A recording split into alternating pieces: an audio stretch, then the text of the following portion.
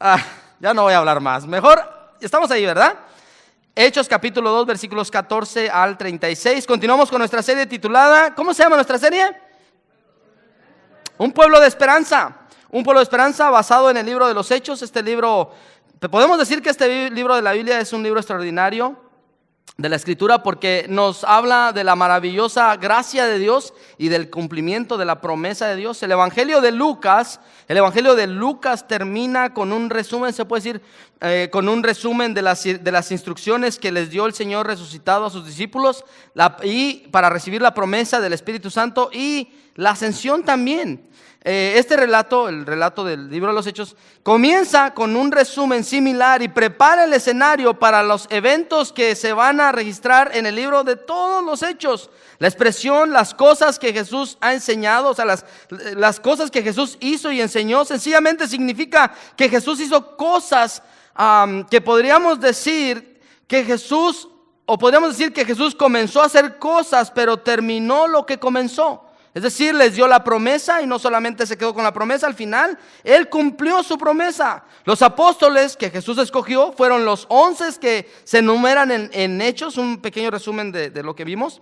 En el versículo 13, Judas Iscariote había muerto. La palabra apóstoles, ahora hablemos de la palabra apóstoles muy poquito, así brevemente. La palabra apóstoles, hay varios requisitos para poder ser un apóstol. Los apóstoles tal como están en el Evangelio, tal como el Señor los enseña, ya no existen. Así que si alguien le dice por ahí que es un apóstol, pues simplemente se está atribuyendo un título que no le corresponde. Porque simplemente la Biblia dice que si usted lee el libro de los Hechos, la Biblia dice que para poder ser apóstoles había que ser testigo de todo el ministerio, desde que Jesús comenzó hasta que terminó su ministerio, hasta que fue ascendido a los cielos. Y entonces escogieron a uno que sea con nosotros testigo de la muerte, sepultura y del ministerio de Jesús. Así que apóstol, a la manera como Dios los estableció, ya no existen. Si alguien se atribuye porque se quieren creer la última Coca-Cola del desierto, simplemente está equivocado a través de la palabra de Dios. Le pueden llamar hoy en día, con esto se justifican. ¿Y por qué Pablo entonces fue escogido después? Entonces ahí comenzó la era del apostolado, los apóstoles del Espíritu. Tampoco es así, porque ninguno de ellos puede garantizar que se le apareció el Señor Jesús personalmente, habló con Jesús y le dijo lo que tendría que hacer. Solamente Pablo. Y Pablo, claro, dice: yo, el último de los apóstoles, como un abortivo, ya como el que dijeron por ahí, pues ya, Pablito, ven para acá, se le apareció el Señor. Así que hasta el apóstol Pablo, hasta ahí se terminó la era de los apóstoles tal como el Señor los conoció. Solo para aclarar ahí algo, ahora, ¿qué significa apóstol? Fueron enviados por Jesús para entregar su mensaje, y después de su resurrección, en varias ocasiones durante los 40 días, les estoy hablando lo que pasó en el libro de los Hechos, después de su resurrección en el capítulo 1, versículos 3 y 5, en varias ocasiones durante los 40 días que Jesús permaneció entre los hermanos. Mire, Jesús cuando resucitó no era un espíritu. Jesús resucitó con un cuerpo que se podía palpar, pero en un cuerpo glorificado. Se les apareció por 40 días. Hablaba con ellos, les mostró sus manos y sus pies, los invitó a tocarlo y comió pescado asado, imagínense, en su presencia. Pablo nos dice en 1 Corintios capítulo 15, 6, en una ocasión se le presentó a más de 500 creyentes y lo vieron vivo. Wow. Usted puede engañar a cierto grupo de personas, pero imagínese manipular a 500 personas, por lo menos a uno se le va la lengua, porque si con 3 hay uno que no se aguanta. Porque algunos dicen que la resurrección de Cristo fue invención y todo esto, pero Jesús se apareció a 500 personas. Imagínese tratar de convencer a 500 personas que digan una mentira. Como le digo, si con 3 nos cuesta, a uno se le va la lengua. Esta reunión es muy privada, hermano. No le diga a nadie, nomás aquí. Y apenas va saliendo. Es que el Espíritu me mueve a que todos tienen que ser, no es verdad. Pero son 500 a los que se les apareció una y otra vez para que no hubiera duda de que habría resucitado y estaba vivo. Durante 40 días Jesús, hablándoles acerca del reino, dice la Biblia, Él estuvo ahí. El versículo 4 repasa y reafirma lo que fue escrito por Jesús, o lo que fue dicho, por Jesús en Lucas capítulo 24, el don que Jesús prometió del Padre. Ahora, Jesús prometió la promesa, prometió el don. Las palabras promesa, don, nos recuerda que el Espíritu Santo no viene. Escucha esto, el don o la palabra don o promesa o el Espíritu Santo no viene o desciende sobre nosotros por nuestra actividad o esfuerzo, sino es un producto de la gracia de Dios. Lo único que podían hacer ellos era esperar a la venida del Espíritu Santo. Ellos no podían hacer que el fuego cayera, como tampoco a través de la oración nosotros vamos a mover la mano de Dios. No, Dios mira nuestros corazones y mira nuestra intensidad de búsqueda por Él, y Él en su gracia, si le complace, se deja experimentar en nuestras vidas. Y ellos estaban ahí, ellos no hicieron un esfuerzo humano. En el versículo 1 y capítulo 1 y 6 dice: entonces los que estaban reunidos le preguntaron diciendo: Señor, ¿restaurarás este tiempo al reino de Israel? Y él les dijo: no les corresponde a vosotros saber los tiempos ni las épocas que el Padre ha fijado en su propia autoridad. Cuando pensamos en esto, yo pienso una cosa: estamos viviendo tiempos muy difíciles donde nos ha tocado vivir cambios radicales en el gobierno. Y toda la gente apenas escucha que un loco se levanta por allá y el otro está acá y todos locos. La tercera guerra mundial, ya viene el Señor. Jesús les dice: miren, a ustedes no les corresponde cuándo va a ser eso. Y entonces toda la gente viene con el pastor: pastor, estamos viviendo la era apocalíptica. Y uno dice: no sé. ¿Pero cómo? Si usted es estudioso de la Biblia. Sí, pero no sé. Yo no sé cuándo va a regresar el Señor. Es más, Jesús dijo: ni siquiera los ángeles del cielo lo saben. Lo único que sí sé, que mi Salvador regresará, y que cuando Él regrese, yo quiero que Él me encuentre haciendo su obra y su voluntad. Lo único que les dijo el Señor: quédense ahí porque me van a ser testigos. No les toca a ustedes andar interpretando las profecías para que después se inventen las herejías. No les corresponde a ustedes eso. Un día alguien me dijo: pastor, si usted empieza a enseñar el libro de Daniel en las 70 semanas, yo regreso a su iglesia. Y entonces le dije: ¿qué son las 70 semanas, hermano? Y se queda patinando. Le digo: ya ve que ni siquiera sabe, ni tiene idea de lo que está hablando. Mejor enseñemos que la gracia de Dios es solo por Cristo, y seguir predicando. Son cosas importantes, por supuesto, pero Jesús le dice: a ustedes no les corresponde eso. Mire, no tenían por qué saber, como nosotros tampoco tenemos por qué saber cuándo viene Cristo. Pongámonos siempre en paz con Dios, vivamos en santidad, amémosle a Él, prediquemos su palabra. Mire, a veces la gente: ya viene Cristo, y yo percibo un movimiento. Yo creo, mire mi amado, no me voy a malinterpretar, yo creo con todo mi corazón que Cristo está a las puertas.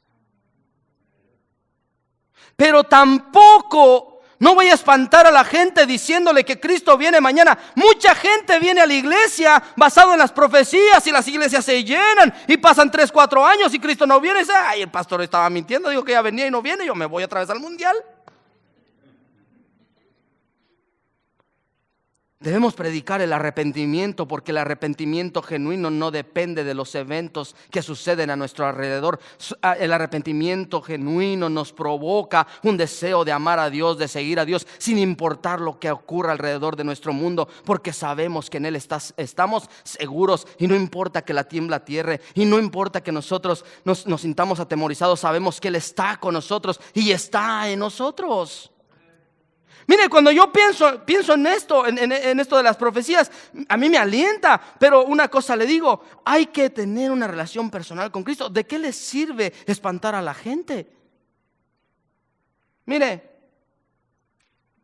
¿cuánta gente ha muerto en un accidente de auto?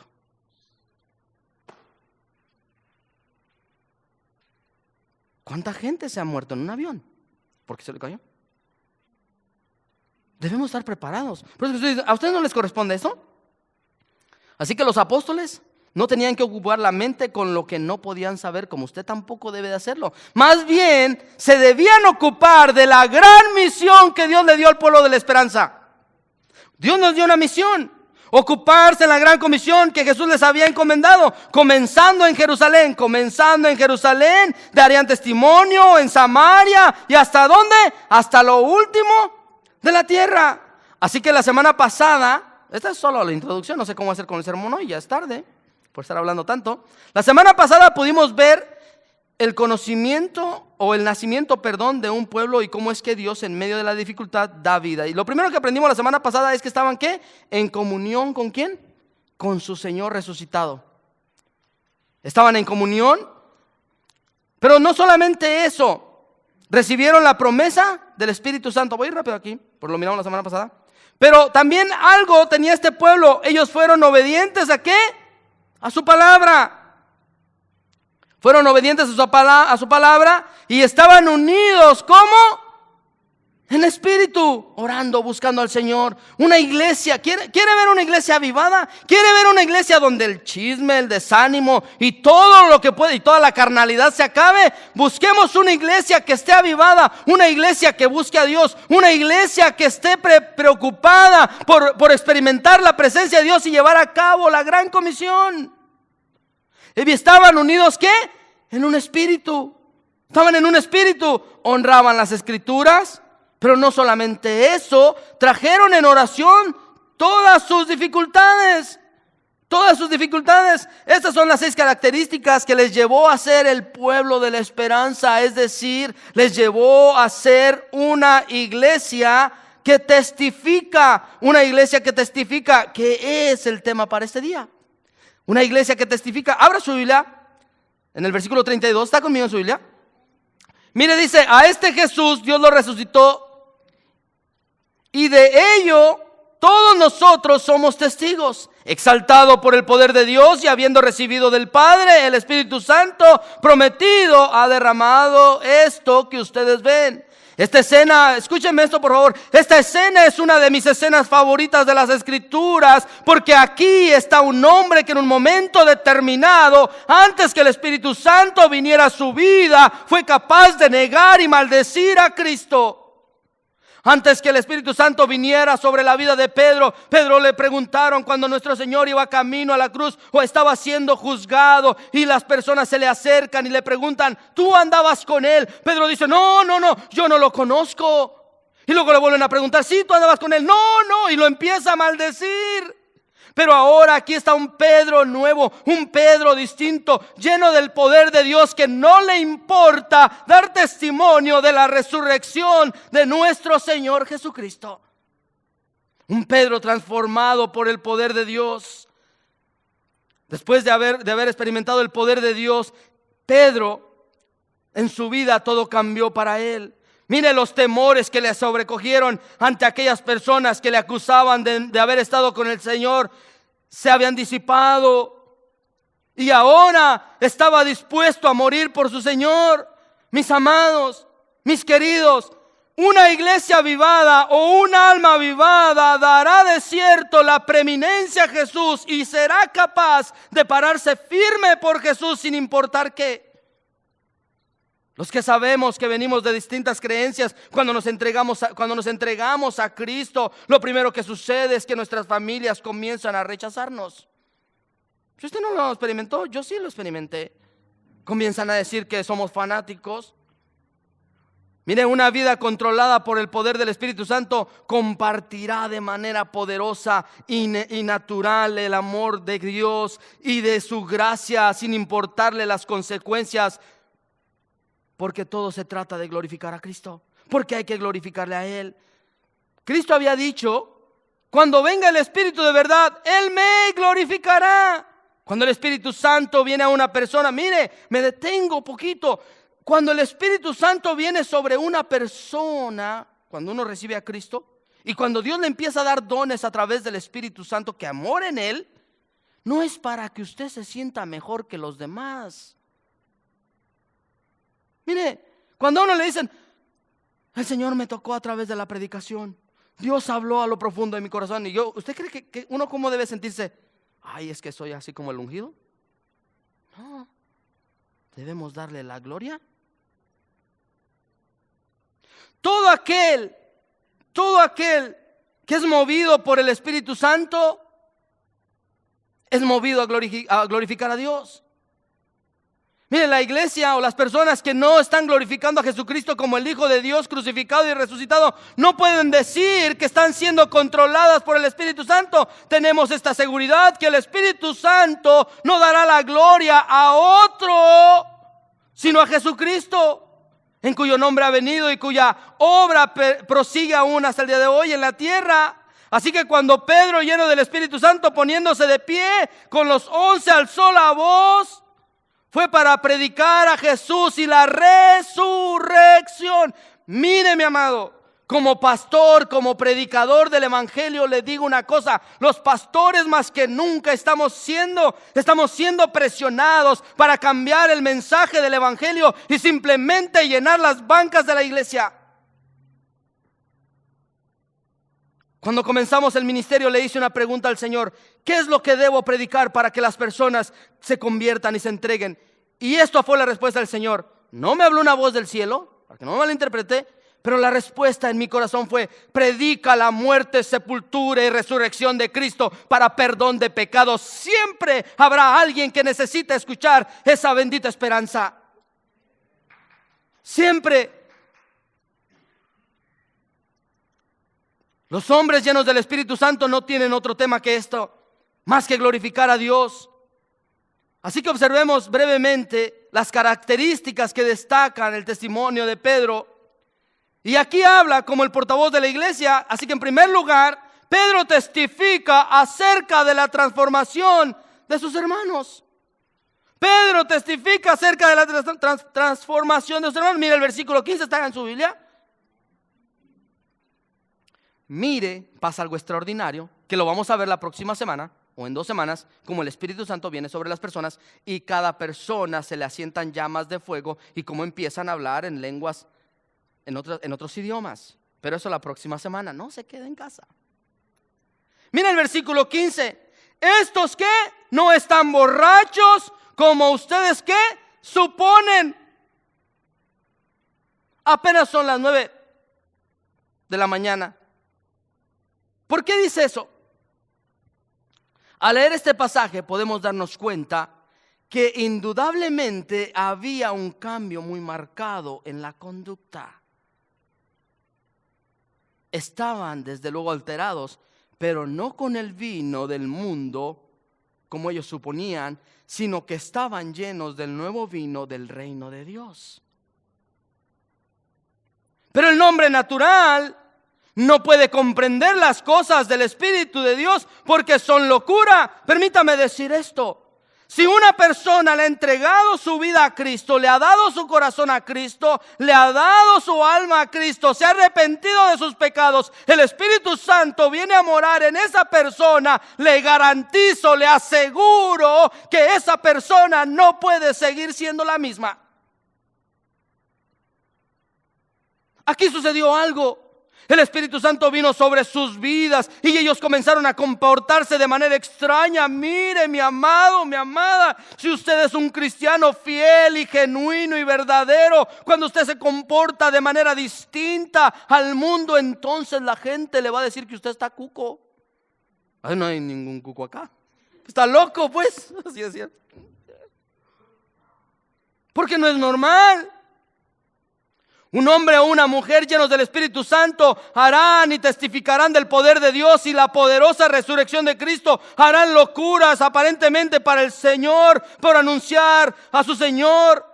Y renunciarán a los deleites de este mundo por tal de complacer a su amado Salvador. A una persona llena del Espíritu Santo no le importa ser diferente y mucho menos que lo tilden de inadaptado o incomprensible, porque sabe que su experiencia con su Salvador Jesucristo es más extraordinaria e incomparable a lo que este mundo nauseabundo puede ofrecernos.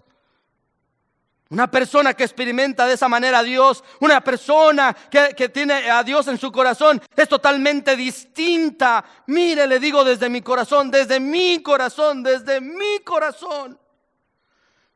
Yo quiero ver una iglesia transformada por el poder de Dios. No simplemente tener una religión. No simplemente venir de los domingos, cantar 5 cantos e irnos a casa y pasar la semana como si nada pasa en nuestras vidas. Deseo que esta congregación sea una congregación llena del poder de Dios para alcanzar a nuestra comunidad, para poder ser el pueblo de la esperanza, que no importa las situaciones difíciles que podamos atravesar, sabemos que Dios tiene control de todo y podemos brindar esperanza a aquellos que no saben que Dios tiene control de todo.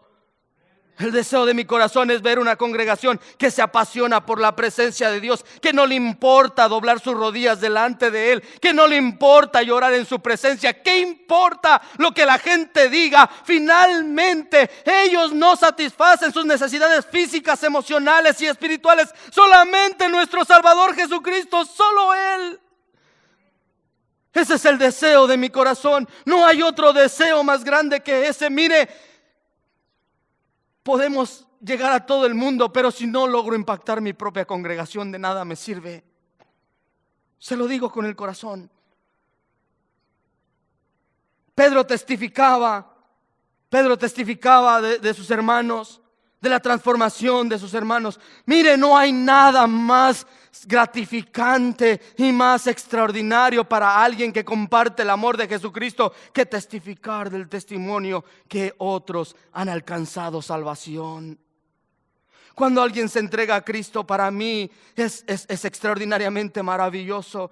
Le compartía de mi amiga cuando viene y me dice: me entregué a Cristo. Y yo digo: gloria a Dios, porque otra persona ha sido alcanzada para la gloria de Dios. Otra persona que es testimonio de la gracia de Dios. Otra persona que ha sido objeto del amor eterno de Dios. Pedro testificaba. En segundo lugar, lo que Pedro testifica es que acerca del cumplimiento de la profecía. Mire lo que Pedro estaba pasando, lo que dice Pedro, lo que estaba pasando en el versículo 16, cuando le dicen: oye, estos están borrachos. No, mis queridos religiosones, ustedes que se dan golpe de pecho y que van todos los sábados a la sinagoga, ¿que no han leído lo que la Biblia dice? Y miren lo que dice. En realidad lo que pasa es que esto es lo que anunció ¿quién? El profeta Joel. Y dice: sucederá que en los últimos días, dice Dios, derramaré de mi espíritu sobre todo género humano, sobre toda carne. Y dice Pedro: algunas cosas de esto se están cumpliendo. Lo que están viendo aquí, esto lo había profetizado el profeta Joel, pero ustedes en su mente religiosa no lo pueden entender porque les perturba la mente. Y él les dice: eso es lo que está pasando acá. Mire, y dice que en los últimos días, quiero decir algo, en las bodas de Canaán. Cuando escribí esto, mire, no me dejan bailar aquí. Ayer estaba bailando, usted no me miró. No me miró, no le diga a nadie. Porque es que vino una banda y se volvieron locos y pues es que contagian y usted perdone. Yo dije: hoy sí me corren. Pero me arriesgué, dije: lo bailado, ¿quién me lo quita? Dije yo. En las bodas de Canaán, los seres humanos sacaron un vino. Ustedes a los novios siempre: el mejor vino, unas caguamas, aunque sea ya. El mejor vino. Pero que viene Jesucristo, ¿y sabe qué? Dejó lo mejor al final. No sé si le pega. No sé si lo entiende. En los últimos días se podrá aumentar el pecado, pero la gracia de Dios sobreabundará para seguir dando a conocer el nombre de Jesucristo. Ay, mire, si usted ve televisión, yo creo que usted no, porque usted es muy espiritual. Cuando yo leo los diarios sobre Venezuela, mire, le voy a decir algo, venezolanos, I'm sorry, lo siento. Gracias a Dios por lo que están pasando. Era un país totalmente tradicional hasta el tuétano. En los últimos días he escuchado 4 testimonios de super mega profesionales, periodistas, saliendo en televisión nacional, la más grande, liberal, CNN, total, haciéndole la entrevista. ¿Y sabe qué dijo cada uno de ellos en distintos horarios? Ya cuando acordaron se les chispoteó a CNN, no se dieron cuenta, pero todos dijeron: soy un cristiano nacido de nuevo y sé que Dios quiere la libertad para mi pueblo, pero la primer libertad es que encuentren a Jesucristo como Salvador. Cada uno de ellos profesionales.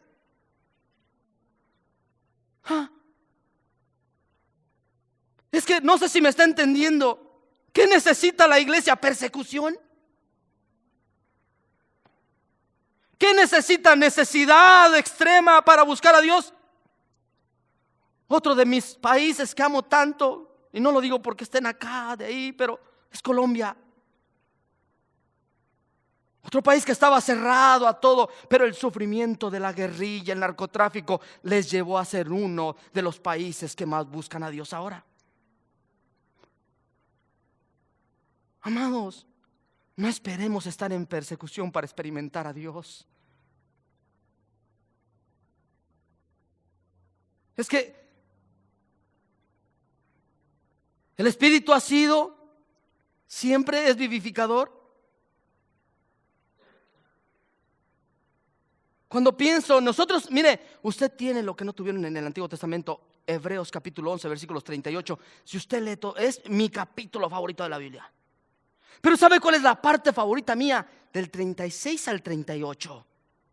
Porque ahí dice que la promesa no se cumplió, pero no les importó, murieron partidos por la mitad, esperando ver lo que usted hoy puede experimentar y que a veces no permitimos experimentarlo. Tercer lugar, Pedro testificaba acerca de la aprobación divina de Jesús de Nazaret. Mire lo que dice el versículo 22. Pueblo de Israel, escuchen esto: Jesús de Nazaret fue un hombre acreditado por Dios ante ustedes con milagros y señales y prodigios, los cuales realizó Dios entre ustedes por medio de él, como bien lo saben. Mire, la obra que Jesús hizo fueron las obras que ningún otro podía hacer. Jesús dijo en Juan capítulo 15, versículos 24: si yo no hubiera hecho entre ellos las obras que ningún otro antes ha realizado, no serían culpables de pecado. Pero ahora las han visto, y sin embargo a mí y a mi Padre, ¿qué? Nos han aborrecido. Es decir, Pedro se para firme: ustedes han rechazado a Jesús desde un principio. Ustedes no han buscado a Jesús desde un principio. Ustedes lo han rechazado todo el tiempo. Pero Pedro testifica de la aprobación divina, y no importa que ustedes no aprueben a Jesús, el Padre aprueba a Jesús y su obra redentora en la cruz del Calvario como perdón de los pecados para los seres humanos. Hizo milagros, hizo maravillas. En cuarto lugar, el apóstol Pedro testificó acerca, escucha esto por favor, de rechazar a Cristo. Esto me mata. ¿Saben lo que eso significa? Miren lo que dice el versículo 23. Este fue entregado según el determinado propósito y el previo conocimiento de Dios. Y por medio de gente malvada, ustedes, escuche esto, ustedes lo mataron colgándolo en la cruz.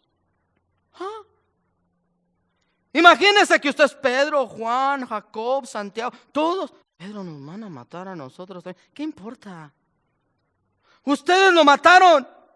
¿Alguna vez usted le ha dicho a una persona: tu pecado es la consecuencia de que Cristo fuera a la cruz? ¿Sabe? Hablamos siempre del amor de Dios, y Dios es amor. Nos ama, por eso envió a su Hijo. Pero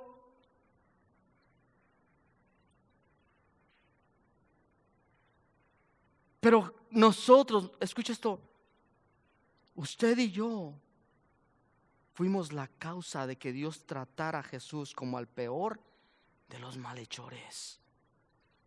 Usted y yo fuimos la causa que el cielo se oscureciera. Pedro le dice y testifica acerca de la culpa de rechazar a Cristo. Escúcheme por favor esto, de verdad, escúcheme por favor esto, si usted no tiene una relación con Cristo. No hay otra manera que usted pueda ser salvo. No existe otra forma de ser salvo. Y todo pecado puede perdonar Dios. Todo pecado puede perdonar Dios. Pero lo que no le puede perdonar y no pasará por alto a la humanidad es rechazar a Jesús como su sustituto por el pecado. No hay perdón para eso. Y cuando realmente Jesús aparezca y Dios descargue su ira sobre la tierra, entonces ya no hay esperanza. Pero hasta el día de hoy, Él descargó su ira sobre su Hijo Jesús para que usted no fuera parte de la ira de Dios. Rechazar a Cristo tiene consecuencias eternas. En quinto lugar, Pedro testificó acerca de la resurrección, del poder de la resurrección. Mira el versículo 24. Sin embargo, Dios lo resucitó, librándolo de las angustias de la muerte, porque era imposible que la muerte lo detuviera. Era imposible que fuese retenido por la muerte. Escuche esto: aquel que había afirmado ser la resurrección y la vida, demostró su afirmación resucitando de entre los muertos. Mire cómo, escuche esto, mire, yo no sé cuándo venga el Señor, pero yo sé que mi Redentor vive. Y no importa lo que a mí me suceda, y no importa lo que tenga que atravesar. Puede ser que venga el Señor hoy en la noche, gloria a Dios, es mirar mi cuerpo transformado y elevarnos en las nubes, eso sería glorioso. Pero si no es así, ni aún si la muerte no le pudo retener a Él, aquellos que hemos creído en Cristo tampoco nos podrá retener en el día de la resurrección. No sé si usted se anima, yo me quiero morir de alegría. Oiga, ¿qué le digo? Yo estuviera ahí, yo no sé qué estuviera haciendo. Ya me hubiera parado de la banca. No se pare, que se va a salir. Por el poder de la resurrección. Mire lo que Jesús dijo en Juan capítulo 5, versículos 24 al 25. Uno de los pasajes que los primeros creyentes deben de tener de memoria. Dice: ciertamente les aseguro, escuche esto por favor. Si usted es nuevo, escuche esto. Y el diablo le puede decir lo que él quiera decirle. Pero ¿a quién le va a creer? ¿Al diablo o a Jesús? Si usted ha recibido a Cristo como su Salvador personal, mire lo que dice.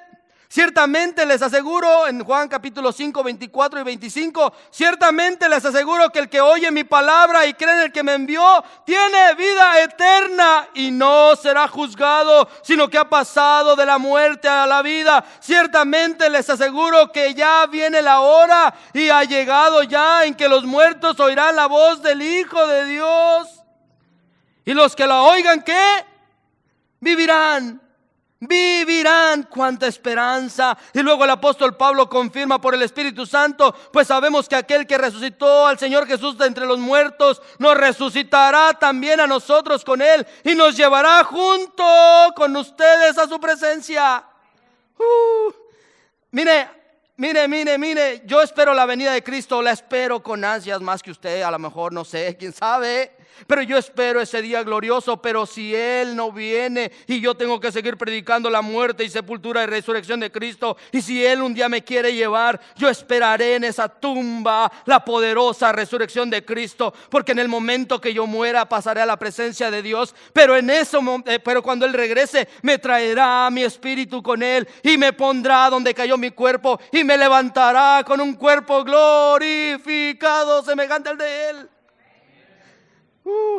Hoy vengo todo. Ya se quiere ir a casa, usted diga. Me queda un último punto. Mire, un testigo del poder de su resurrección debe tener una experiencia de la resurrección. El apóstol Pedro en 1 de Pedro capítulo 1 versículo 3. Vaya conmigo para que lo lea. Vaya, trae su Biblia. Yo espero que traiga su Biblia. Algunos pasajes los pongo solo hechos. Son muchos pasajes lo que les he compartido. Pero miren lo que dice el apóstol Pedro en el versículo 3. Alabado sea Dios, Padre de nuestro Señor Jesucristo. Y hay una expresión ahí, pero así como que quiere gritar. Por su gran misericordia nos ha hecho nacer de nuevo mediante la resurrección de Jesucristo. ¿Para qué? Para que tengamos una esperanza viva. Yo no sé qué me pasó hoy, oiga. Dígale a mi esposa que no me haga de desayunar porque me pongo muy hype. O le puso algo al café. Es decir, la resurrección de Jesucristo nos da esperanza, una esperanza de vida inamovible. En sexto lugar, Pedro testificaba de la inspiración de David. Voy rápido con esto. Mira el versículo 25. Hasta ahorita sacó su Biblia. Ay, sí, no es cierto. No se crea, hermano. El versículo 25 dice así. No sé si lo puse en la pantalla. No está. Bueno. En Hechos 25. Veía yo al Señor siempre delante de mí, porque Él está a mi diestra, a mi derecha. Porque Él está a mi derecha para que no caiga. Por eso mi corazón se alegra y canta con gozo mi lengua, mi cuerpo. Mire este pasaje, por favor, referente al Salmo 16:8. Dice, veía yo al Señor siempre delante de mí porque Él está a mi derecha para que no caiga. Por eso mi corazón se alegra y canta con gozo mi lengua, mi cuerpo también vivirá. ¿En qué? En esperanza, aunque es una profecía del Señor Jesucristo, en su resurrección, por su resurrección, usted y yo tenemos esta misma esperanza. No dejarás que mi vida termine en el sepulcro, no permitirás que tu santo sufra corrupción. Me has dado a conocer los caminos de la vida. Es decir, Pedro era un buen predicador, iba paso por paso a través de la Biblia, en primer lugar, segundo lugar. Yo se lo estoy poniendo, no está en la Biblia, pero si usted lo lee, Pedro dice, en primer lugar testificamos de esto, en segundo lugar testificamos de esto, y ahora está testificando de la inspiración de David. Y él dice, todo lo que se escribió, así es, todo va a ser. Mire, los que son movidos por el Espíritu Santo son hombres santos de Dios. Escuche esto, de verdad, escuche. Yo sé que ya le dije muchas veces que escuche esto, pero escuche esto otro. Los movidos por el Espíritu Santo son hombres y mujeres santos. Y nunca, escuche esto, y nunca son movidos a declarar cosas no consistentes. Yo me puedo emocionar mucho, usted ya me conoce, pero no me da derecho a declarar cosas fuera de contexto de la palabra de Dios, como Pedro no lo hizo.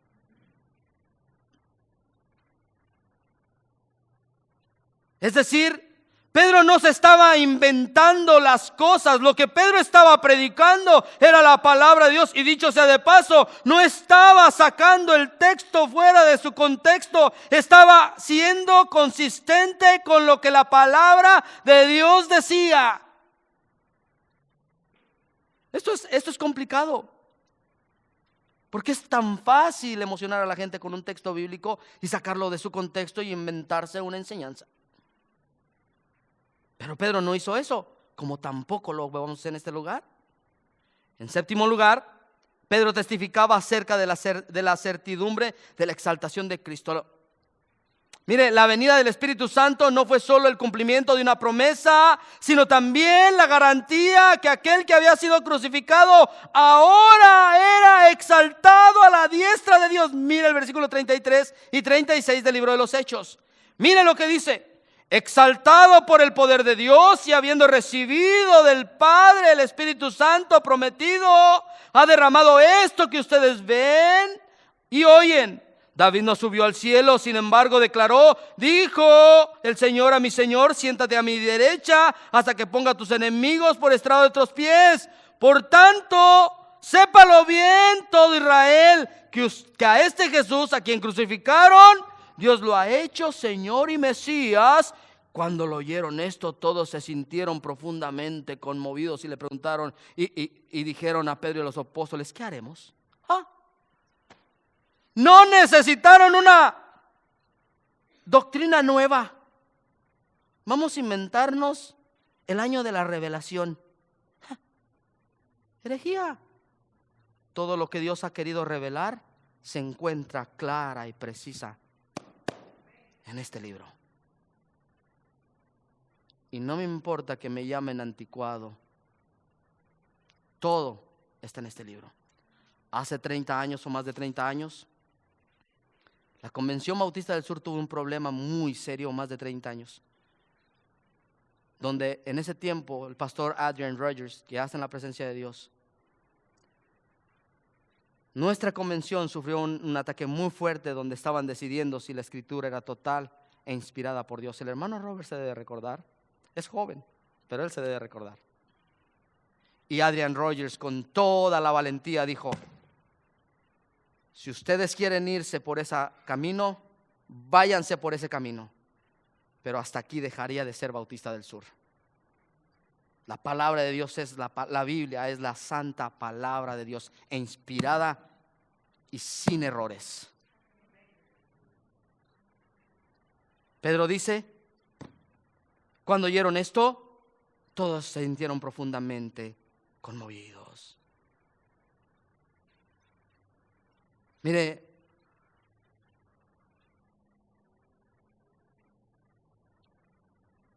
yo he estado luchando y Dios nos ha guardado. Es tan fácil irse a otro lado y comenzar a predicar cosas que le hacen sentir bien a la gente para llenar las bancas de una iglesia.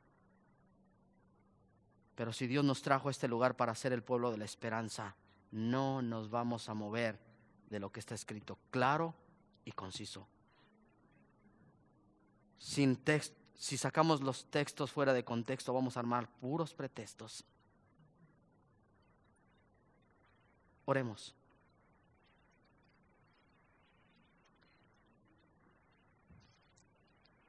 Quiero leer esto. Dice: cuando oyeron esto, todos se sintieron profundamente conmovidos y le dijeron a Pedro y a los otros apóstoles: ¿qué haremos? Permítame terminar este pensamiento. Él fue ascendido a los cielos, Él está en los cielos, Él está en autoridad, y aunque le ha sido dada autoridad a Jesucristo, Él sigue esperando con los brazos abiertos para dar dones a los hombres. En Juan capítulo 1, versículo 12, si gusta, mire, le voy a leer este pasaje.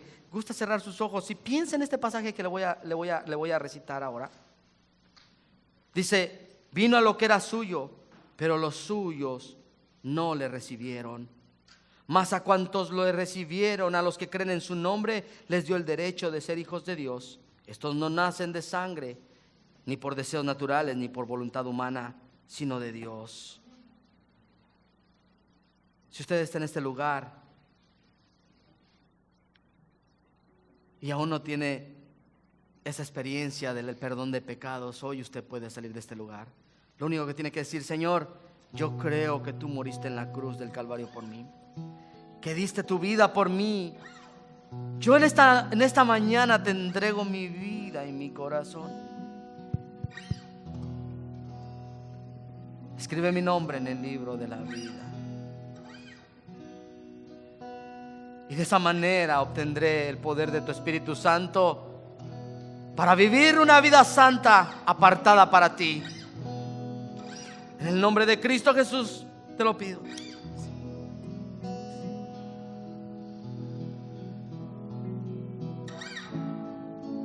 Escúcheme esto, por favor. Cuando la muerte, la resurrección y la exaltación de Cristo son firmemente creídas y enfáticamente predicadas, se harán señales y maravillas en su nombre.